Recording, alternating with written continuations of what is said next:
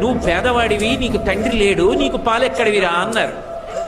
తల్లిని వెళ్ళి అడిగాడు, అమ్మా నాకు పాలు ఉండవా అమ్మా అని అడిగాడు. ఎక్కడి నుంచి తెస్తుంది పిచ్చి తల్లి? ఆవిడ పాలు లేవు అని చెప్పలేక బియ్యపు పిండి నీళ్లలో కలిపి ఇచ్చింది తాగరా అని. పిల్లవాడు తెలియక నీళ్లు పట్టుకుని పరిగెత్తుకుంటూ మిత్రుల దగ్గరికి వెళ్ళాడు. సాటి పిల్లల దగ్గరికి వెళ్ళి, ఇదిగో పాలు, ఆవు పాలు మా అమ్మ నాకు కూడా ఇచ్చిందన్నాడు.